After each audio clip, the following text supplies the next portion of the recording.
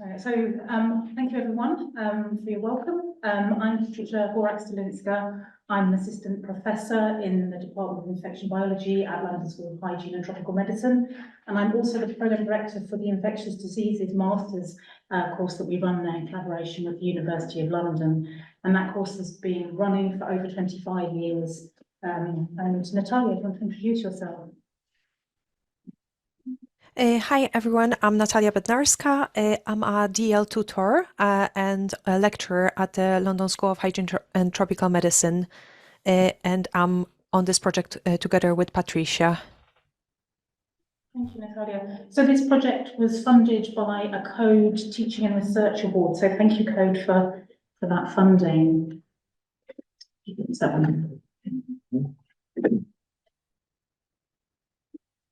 Lovely. Okay, so teaching infectious diseases does rely on our students understanding laboratory skills, and this has been a challenge of ours. Teaching of laboratory skills at a distance for our students has been one of those problems that we've battled with over a number of years. And you know, student expectations when they do an infectious diseases course is that they're in a lab, but our students are everywhere. All over the world, in every time zone, and often the reality of their learning is via computer. And so we've looked at various online tools over the years, including virtual microscopes and bespoke packages such as Labster. We've had discussions with Labster about making bespoke things for us. And we've had a go at generating some online tools as well, using HTML as webcal, and using a lot of resources from our learning technology team. So a lot of the problems with this is they're not at the right level. They may be A-level or undergraduate level, and also they don't have the flavour of the school. They're not our samples, they're not filmed in our labs. So that was a conundrum we all going around in circles with. And then March 2020 happened, and this was a big turning point at the school.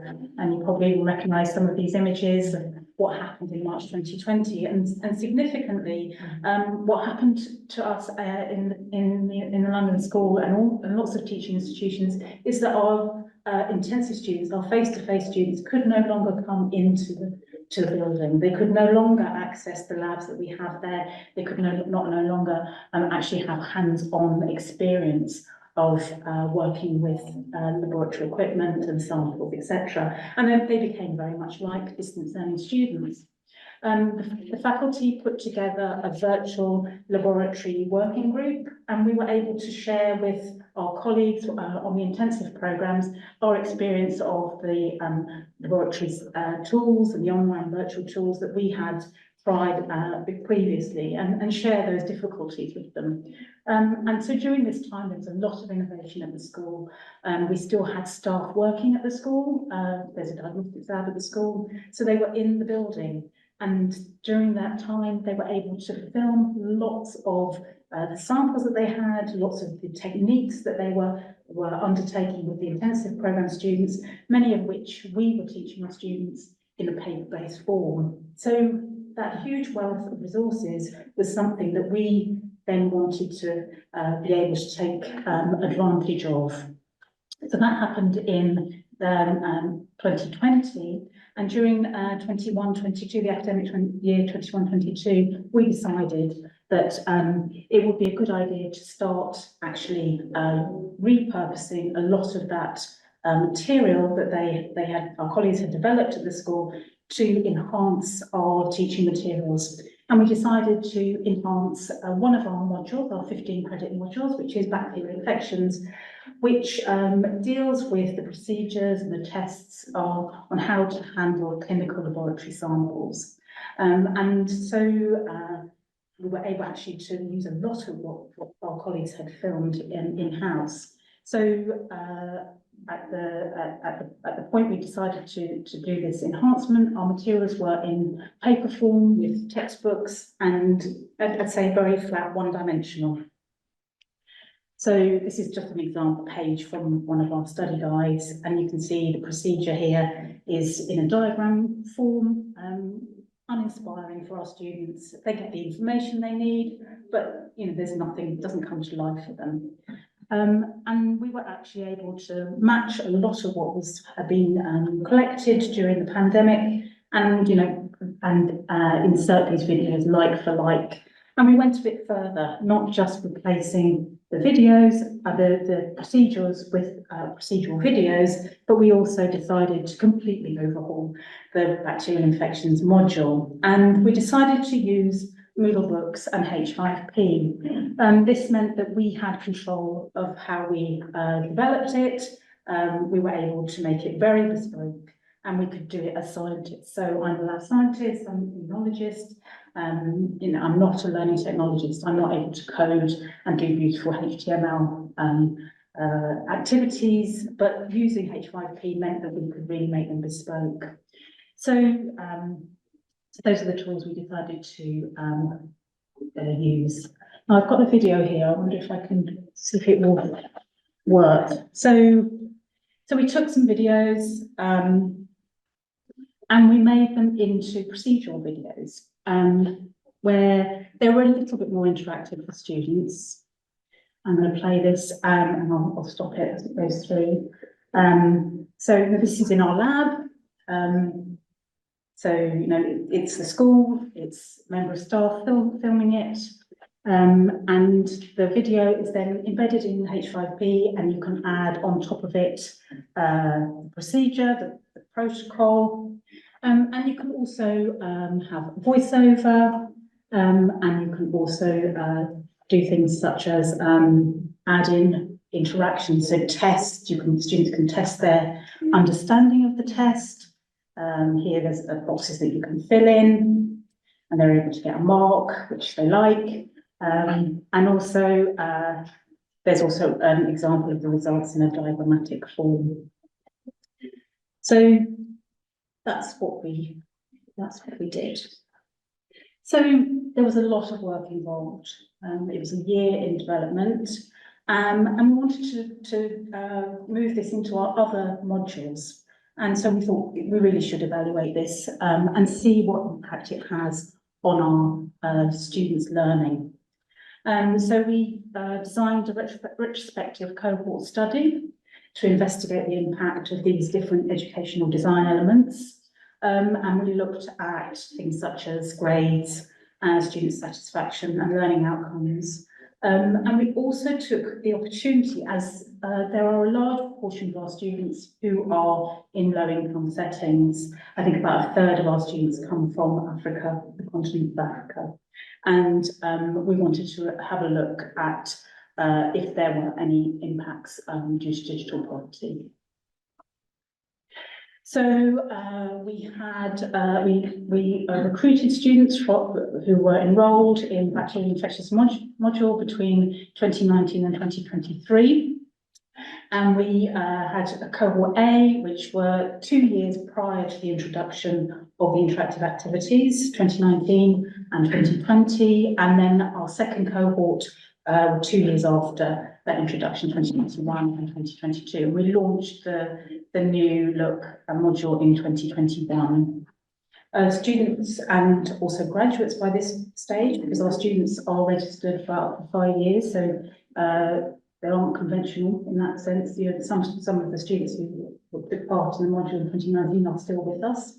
So students and graduates were invited to take part in the study.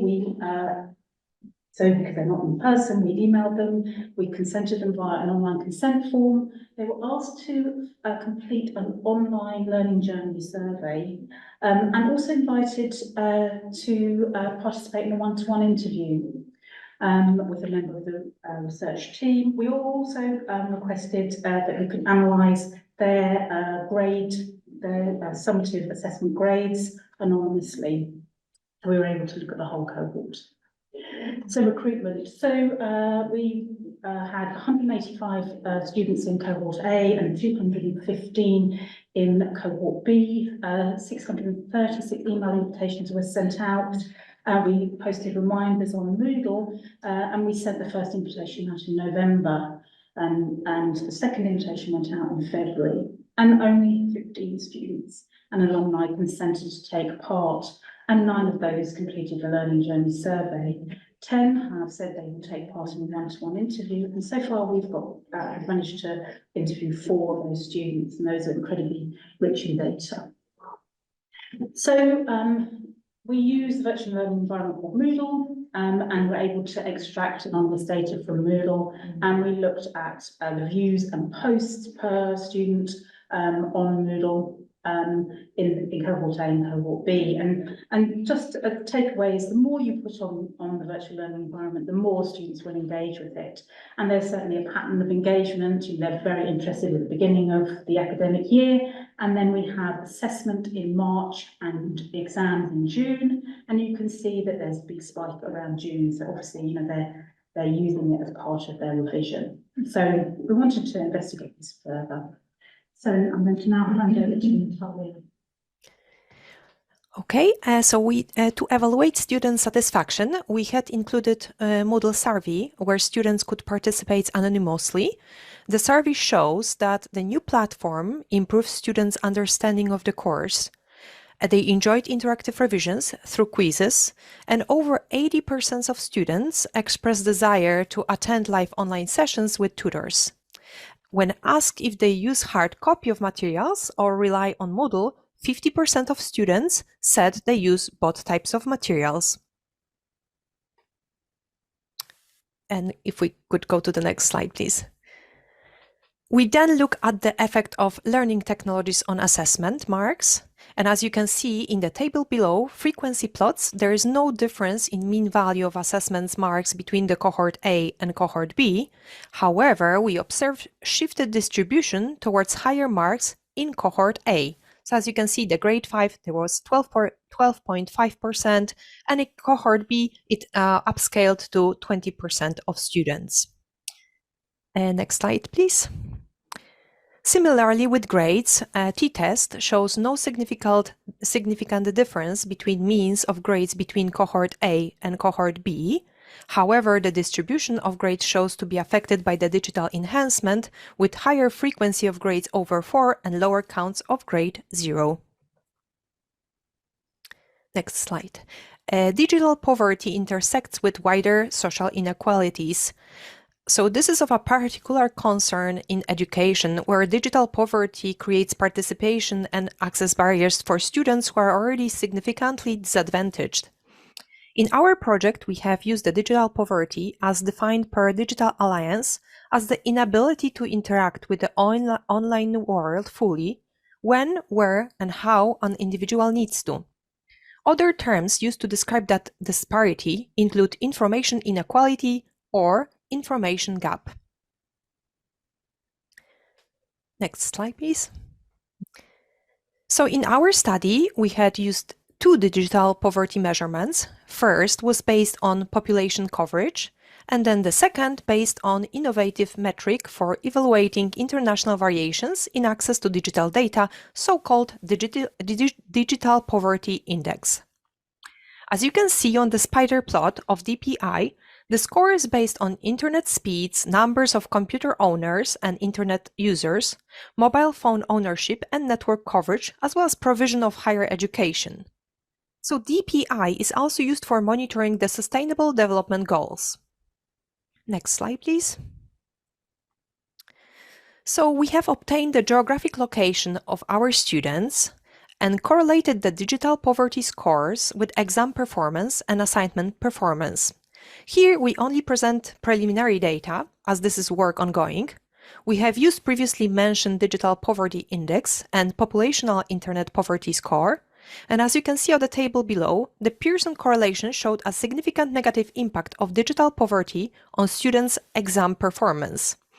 Moreover, the digital poverty scores we used from these different independent sources showed similar results, which is reassuring that both measures are relevant for our study. And I'll just hand over to Patricia now. Lovely. So, as you saw, our students' performance didn't significantly improve. We did see some increasing in grades, but we wanted to look at other things and what other value introducing these different digital tools afforded our students.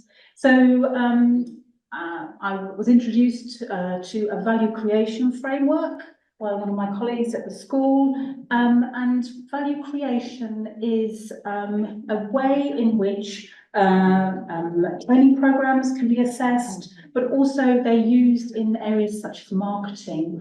And we've used the Wenger trainer model, which is a value creation framework in the perspective of social learning, and it reflects on students' aspiration to make a difference. So a lot of our students are professional, they're gaining a master's, either for promotion or to move in a different direction in their career. They want different things from the masters other than just a good grade. So we thought this was quite a useful tool to interrogate the information from our learning journey survey and from our one-to-one interviews. So the value creation framework is based on these 5 different cycles of learning, and there's at the bottom here you can see this ground narrative, which are the activities that students undertake during their learning. So the quizzes and the Padlets and the videos, etc., etc. And then at the top, the top arrow is the aspiration narrative. How students are framing their success. What are their aspirations? Are they meeting the goals? And there's a tension between these two things, the practical everyday and what the students want. And as they go through their learning, the tension is there between those two, and that's where the learning happens. Between the the immediate potential, applied, realised, and reframed value of learning. And so I'll go into this a little bit more. So we undertook the learning journey survey, and we asked students questions based on these different cycles. So we have immediate value, which is things about what happened during your participation in these online activities. And then students think about potential value, what's changed now in your sort of mindset. And then we ask them about applied value, which is what difference to you has participation made. And then there's realised value. Is there evidence of a sustained difference, or your ability to do something, especially with lab skills? That's very important. And then also we ask them about how they've reframed their learning. So has their opinion of what's important in their learning changed? What matters? Is it just grades anymore? Or they want something else? So we scored the learning journey survey, and we are presenting it here as a spider plot. And you can see that the different cycles have different scores, and it's just a way of representing it. And you can see that the students have a very high regard for the immediate value. They took part in the activities. They thought they had potential for them, and they had things that they could do with it, and they developed some skills. But what mattered to them wasn't as such high scoring. And I think you have to take this in conjunction with the themes that came out of that survey. So as I said before, students could name all the different activities that we were providing for them, the interactive quizzes and the videos and the Padlets, etc. And they saw them in a way that they could. It was a real life scenario. They really liked them. It was a real nice real life scenario. They saw them as easy explanations for the course content, which they said was very vast and it was a good summary. Also, they really liked the change of pace rather than just reading all the time, having something different to look at. So the way they applied it, they said that they applied it during their exams. It fueled their curiosity. Some of them wanted then to do a research degree study. And they mentioned a lot about how it helped their recall. So they were using it to test their recall. It gave them new insights and more confidence, and they found the videos really helpful. Some of them wanted to refer to them again and again and again. However, they did say that in the way it changed their view of learning, these were really important for revision, but the fact that they lost those video content once they finished the module, they didn't like that, the fact that it was online to them, and it was lost to them in a way that perhaps the paper study guide wasn't. So now I'm going to talk about our value creation stories. So these are our one-to-one interviews. So these can act as a proxy for value creation. They enable us to look in more detail for individual students at those different learning cycles. And just a point to say that different learning cycles don't need to happen chronologically, and one doesn't necessarily feed into the other. They can be independent. They allow students to reflect on their own performance in their own context, and they were really interesting conversations. And they're really, cross-cutting across, their life and their values and everything that they're doing now in their professional life. So we performed semi-structured interviews with guided questions, which were themed around, again, the different cycles within the framework. Do that for a moment. So we met online in Teams. Teams has some GDPR security measures. It was the best way for us to meet with our students. It also had automatic transcription, and we were able to utilise that tool really well. So I'm just going to show you quickly our first 4 interviews. We will analyse this more systematically, but these are just the preliminary highlights. And you can see, I'll just quickly, if you just focus on the left-hand side of the screen, you can see that the images do change. So I'll just go through this individual first. The student really loved the video lectures. They used the materials within their professional life, and they really identified how it could build their skills.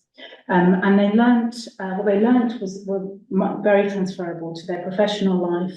And in the end, when we were talking about reframing value, the student was able to actually really implement the SOPs which are standard operating procedures, into their day-to-day practice.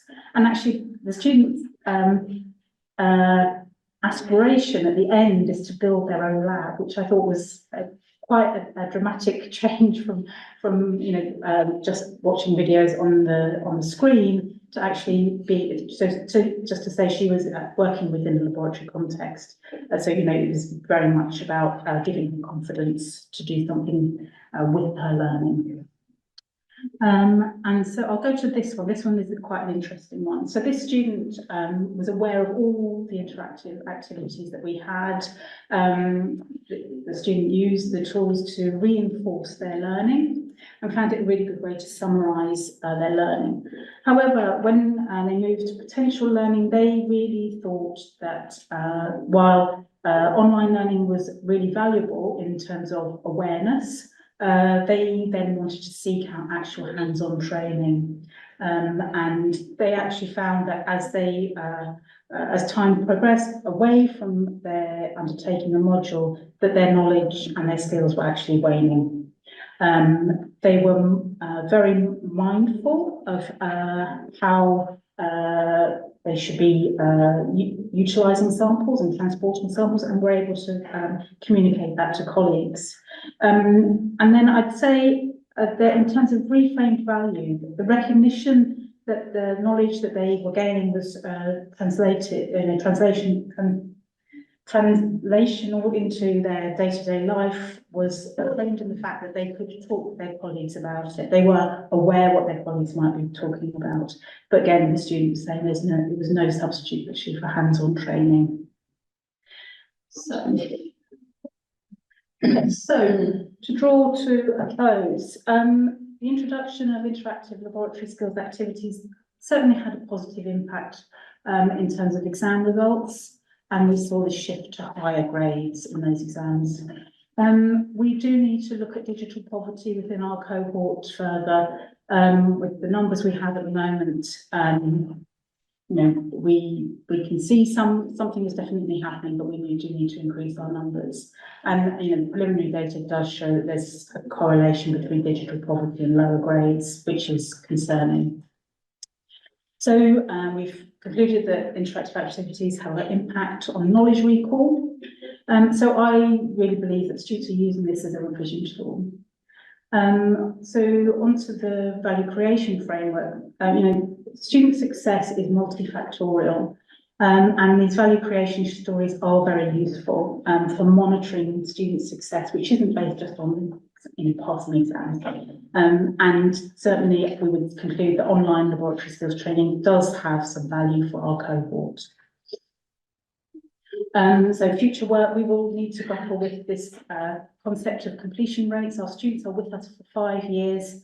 How we measure this is something that we will continue to grapple with and try and see, if there's a difference in motivation between our cohort A and our cohort B.